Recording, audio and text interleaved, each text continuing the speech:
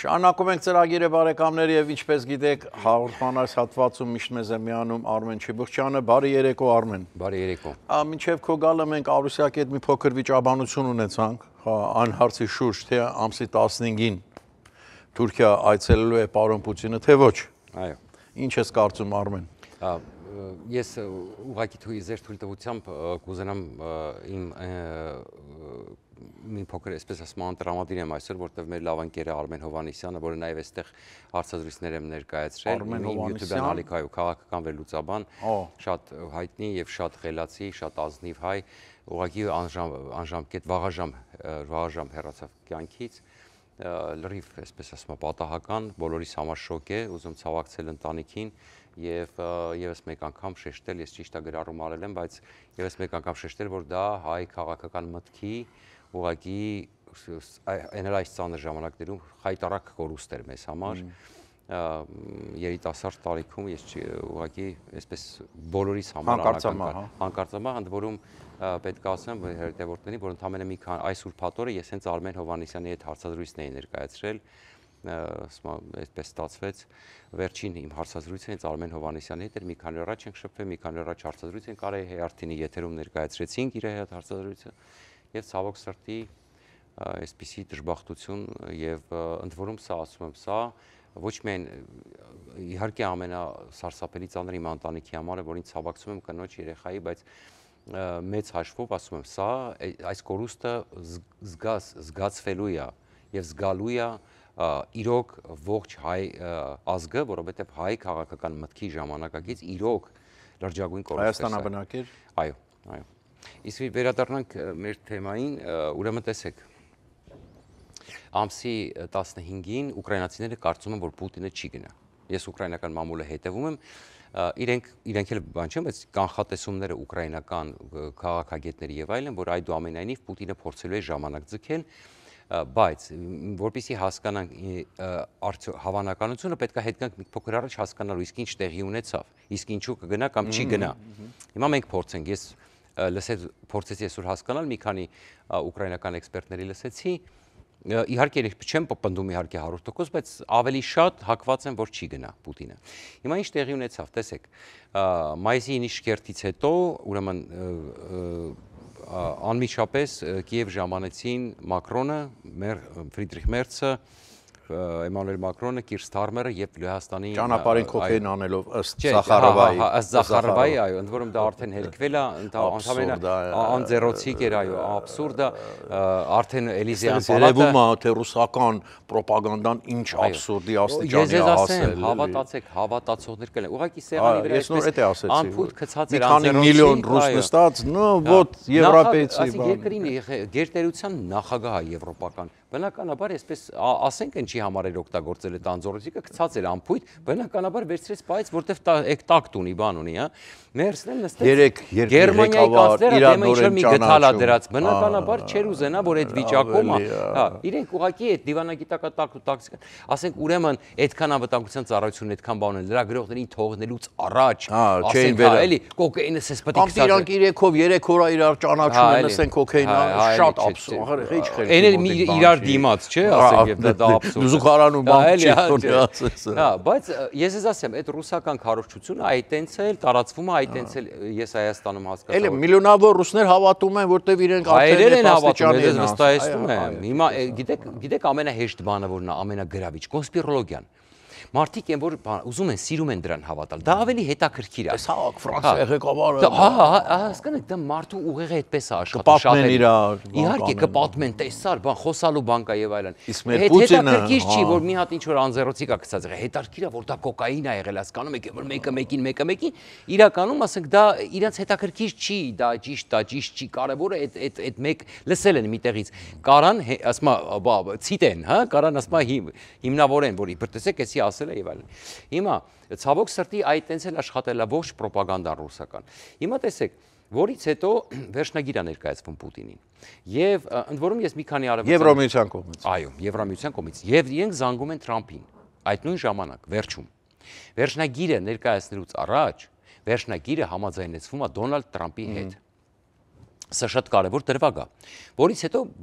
բացօթյա ասուլիսի ժամանակ Զելենսկու հետ միասին վերջնագիր է ներկայացվում Պուտինին կամ ամսի 12-ին մինչև ամսի 12-ի կարծեմ երկուշաբթի երեկոյան մինչև։ Այո, վերջնագիրը վերջացել։ Դադարեցնում ես կրակը եւ գալիս ես բանակցությունների, այսինքն նստում ենք կամ մենք խստացնում ենք պատժամիջոցը բանկային էներգետիկ ոլորտներում, ընդ որում այնտեղ հետաքրքրական էր, որ բրիտանական լրագրողներ կարծեմ չեմ սխալվում հարց տվեց հենց Ստարմերին, որ պետքա վերջ դնել արդեն, ենթադրում եմ այնտեղի հարցերն էլ պատահական չէին, որովհետև դա լրջագույն պահ էր, պետքա վերջ դնել այն պետությունների խաղերին, ովքեր աջակցում են Պուտինին, որտեղ այնտեղ խոսված, որ մայիսի 9-ին Չինաստան, Իրան եւ այլն, ովքեր որ աջակցում են Պուտինին, դրա մեջ կարող եմ, այսինքն շրջանցում են պատժամիջոցները նաեւ, հա, դրա մեջ կարող եմ մտնել նաեւ Հայաստանը իմիջիալոց։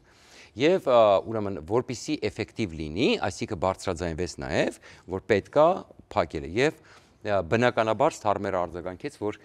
այս անգամ պատժամիջոցները պետքա այո այնպես կազմակերպել, որ իրան ստիպեն, որ ինքը գա նստի բանակցությունների հաշվի առնելու Ռուսաստանի տնտեսության վիճակը։ Այս ամեն ինչը հաշվարկած էր ինչու,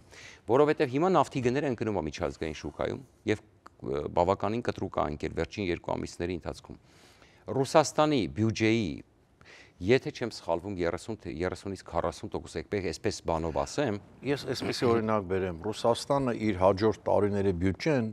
կազմում է ելնելով նավթի գներից։ Այո, Այդքան կարևորություն։ Միանշանակ, բայց ինքը կոնկրետ էներգակիրները Ռուսաստանի բյուջեում կազմում են ոչ թե այսպես տեղել որ բան չլինի, որը շատ կարևոր հատված է եկամուտների 30-ից 40% բյուջեի, ինչը շատ է իրականում, որտեղ շատ երկրներ, օրինակ, եթե չեմ սխալվում, Միացյալ Նահանգների բյուջեը ներառված չի նավթի եկամուտները եւ այլն, հա, այսինքն բյուջեն չի հիմնվում թե նավթից ինչքան եկամուտ ու ճիշտ երկրները նավթային իրենք չեն ներառում կամ շատ փոքր տոկոս, որպեսզի այս կողմեն կողմի դեպքում դատանման դեպքում գների բան չլինի։ Եվ ահա հաշվի առնելով որ նավթի գները ընկել են, Ռուսաստանի ֆոնդի մասին էլ խոսացել եմ, այն ֆոնդը, որը բարեկեցության ֆոնդը, որտեղ միակ գումարն էր մնացել, որին կարողանում են դեռ ծախսեին պատերազմի վրա, այս տարի արդեն բյուջեի դեֆիցիտը ավելի մեծ է լինելու, քան այդ գումարը, որ մնացել է Ռուսաստանի ֆոնդում։ Այսինքն ուլտիմատումը ներկայացվեց հաշվի առնելով, որ Պուտինը չի կարող այլ երկարաժամկետ պատերազմ մղել։ Շարունակությունը հետո։ Հիմա մեզ մոտ գովազդ վերադառնանք ու շարունակենք զրույցը Արմեն Չուբուշյանի հետ։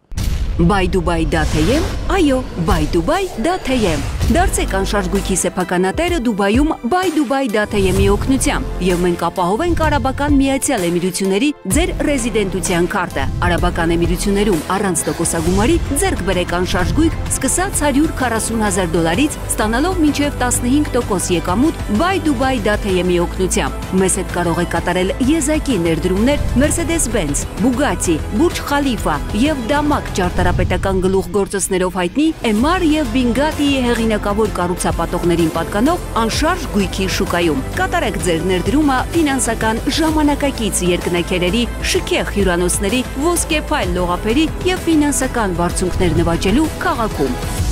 Բայդուբայ դաթեյեմ։ Շարունակում ենք զրույցը վերլուծաբան Արմեն Չեբուխչյանի հետ։ Արմեն, իմ մոտ այնպեսի տպավորություն է ստացվում, որ խաղաղություն իսկապես Պուտինին պետք չի։ Ինքը մի բան է ուզում միայն Ուկրաինայի լրիվ առայժմ գոնե լրիվ գրավում Ուկրաինա եւ այս ամեն ինչը ժամանակ շահելու մի տեսակ բան է եւ պարոն Թրամփի աչքին տես ես ասացի հանդիպենք ես խաղաղություն եմ ուզում որտեւ իր կարծիքով չգիտեմ իրապես աշխատում է թե չէ Թրամփը դա աշխատում ասում է տեսակ 3 օր խաղաղություն ուզեց ասում է երբ որ ինքը պարադեր անում այնտեղ հա եւ վստահ եմ որ ինքը չի հանգստանալու մինչեւ վերջ չգնա եւ այս վերջերս էլ ուրեմն 15,000 Հյուսիսային Կորեայից աշխատող չեն ասում ինչ աշխատող, բայց մարդուժ, այո, այսինքն դա ինչ է նշանակում Արմեն, այսինքն երեխան էլ պետք է հասկանա, որ այն էլ Հյուսիսային Կորեայից այդ մարդկանց ես ինչև լեզուն սովորեցնես, ինչև այդքան նեղ վիճակում են իրեն։ Ընդ որում հիմա բերել են շրջաններ եւ խոսակցություն կա որ պետքա դրանց ինչ որ նախապատրաստեն եւ բերեն արդեն Մոսկվա, դե գիտեք, այսպես Մոսկվայում կարող աչքերները շատ բացվի, Կիմ Չեն Ընը ջղայնանա, այսինքն մոտավորապես այսպես պետքա դրանց վրա աշխատանք կատարվի, նոր բերվի Մոսկվա գցվի էլի եւ այլն։ Ես միտեղ կներես կարդացի որ Կորեան էլ Հյուսիսային Կորեան էլ այդ ման ունի որ Հիմա այդ իրենց զինվորները եւ նաեւ բաները, սպաները այնտեղ կրթություն են ստանում ռազմական, իրական ռազմական իրավիճակից, որտեղ իրենք պատերազմի մեջ վաղուց չեն եղել եւ դա իրենց համար լավ ինֆորմացիա է իրենց այո եւ հենց միանշանակ, որովհետեւ իրենք էլ պատրաստվում են ցանկացած բայ ուզում են պատրաստել են հարավային Կորեայի դեմ ագրեսիայի եւ այսպիսի բաներ, այո միանշանակ եւ ձեր վերլուծությունը, որ Պուտինը ժամանակ է զգում, ուղղակի այստեղ մի բան պետք է հասկանալ, Պուտինը սպասում է տեսնի ինչ կլինի Ամերիկա-Չինաստան կոնֆլիկտի հետ, յուրաքանչյուրը ուզում է ինչի ինքը շտապի առաջ ընկնի, չէ՞, կարող է Ամերիկան ու Չինաստան այնպիսի մի բախում ունենան, հա, եւ այլն, կամ աշխարհը խառնվի իրար, համաշխարհային պատերազմ սկսի, հա, փորձում ամենապես ինքը փորձելու է ապակայունացնել իրավիճակը, Ռումինիայի ընտրությունները ձեզ օրինակ, չէ, արդեն այնպես չի, որ այդ միջոցները, այդ նավթադոլարները ծախսվում են, այնպես չի, որ մենք իհարկե այսպես ասում ենք, որ ինքը ստրատեգիական պարտություն է կրել, բայց ոչ մեկ չի ասում, որ Պուտինի կարողությունները ամբողջությամբ սպառվել են, հատկապես բանի ոլորտում,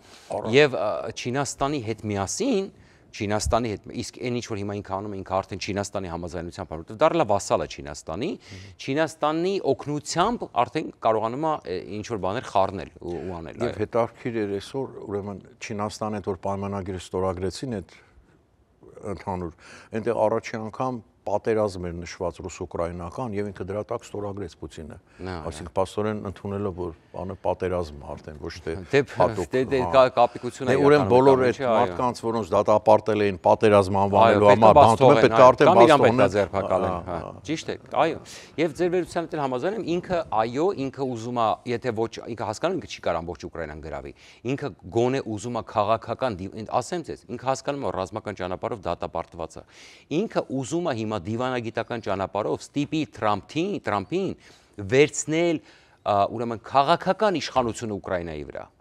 Այսինքն քաղաքական ենթակայություն սահմանել Ուկրաինայի վրա։ Ինքը հասկանում է ռազմական ճանապարհով ինքը կարող մոռանա այդ մասին։ Զելենսկուն հանեն, նշանակեն իրենց ռուսաստրուկների համար, հա, բայց դա այդպես է, որտեղ ուկրաինացիները չեն հանձնվելու, իսկ տեսնում եք արդեն կարողություններն սպառվում են այս իմաստով։ Արմեն, ես քեզ մի բան ասեմ, սովետական տարիներին Լվովում շատ լավ ընկեր ունեի, ֆիլմում իրար հետ նկարահանվել էինք եւ այլն, իր հետ գնացինք Լվովից ինչ որ գյուղ։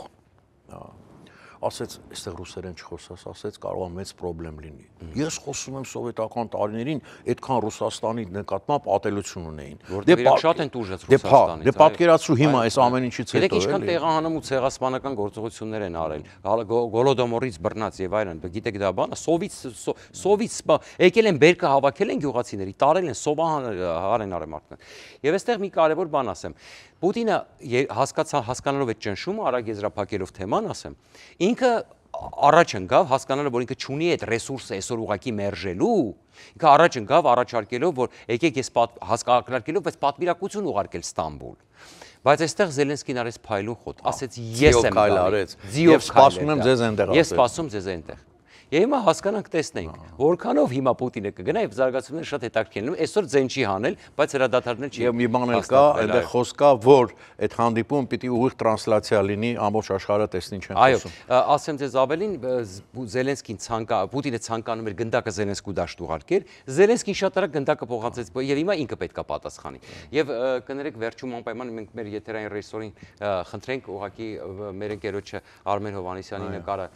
ցուցադրի, որպեսզի ուրեմն եւս մեկ անգամ ցավակցենք եւ ընտանիքին եւ հարազատներին իսկապես երիտասարդ այո երիտասարդ ցավոք շնորհակալություն մեր եթերային ռեժիսորին այսօրվա համարի վերահսկանը այո բարեկամներ հիմա մեզ մոտ կլինի գովազդ իսկ մենք կհանդիպենք ձեզ հետ վաղը ցտեսություն հաջողություն